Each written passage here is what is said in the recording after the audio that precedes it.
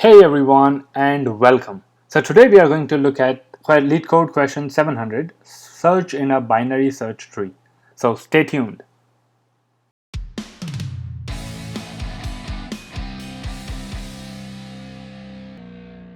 After this video, check out this awesome React projects on our channel. Also follow us on Instagram. We have a special giveaway on 3000 followers, and don't forget to like, comment and subscribe. Okay, so in the question, as you see that find a value in a binary search tree. So let's say we are given a value as number 2. We are supposed to find 2 and return the whole node. So if you want to return the whole thing, you are supposed to return this whole thing, right? So let's see how are we going to do that. So in a binary search tree, we go through all the nodes, and if we want to go through all the nodes, there is this way. We use a stack, or we can even use a queue. So we put in number 4 first, then we put in number 2, 7, 1 and 3, and we keep checking that if we find this value 2. So if we are on this node or in this item, we don't see 2, right? But if we find 2, we are simply going to return it.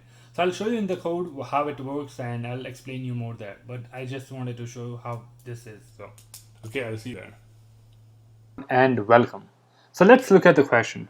So it says search in a binary search tree. So given a root node of a binary search tree and a value, you need to find the node in the binary search tree that the node's value is equal to the given value. So here we can say given value is the target, right? So return the subtree rooted with that node. Okay, so in this example, let's say the question is to find 2, right? So we don't need to just return this item 2, we need to return the whole subtree. And in the binary search tree, values will be unique, so you won't have any repetitions. Okay, so let's see how we are going to do this. If you know traversal in a binary search tree or any tree, you won't find this too difficult. Okay, so first of all let's give this like a stack. We'll be using stack in this one. So stack equals to root, and while stack dot length, because we'll be continuously popping out values from stack, so if stack dot length, at one point stack's length is going to be empty, right? So let popped equal to stack dot pop. So at this place what we do is we take out the first item from the stack and do some processing on it. So get the last item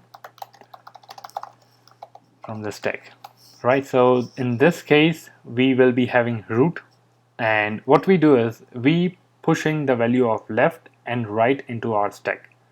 So if popped dot right, if this exists, then what we do is stack dot push popped dot right, and if the item on left exists, if popped dot left exists, stack dot push popped dot right, left. Okay, so what happens here is that we are traversing the complete tree. If you want to see an example, I can do a console log popped dot value. If you check this API, we have the value left and right. So if we do a value here, we can see the traversal is happening, right?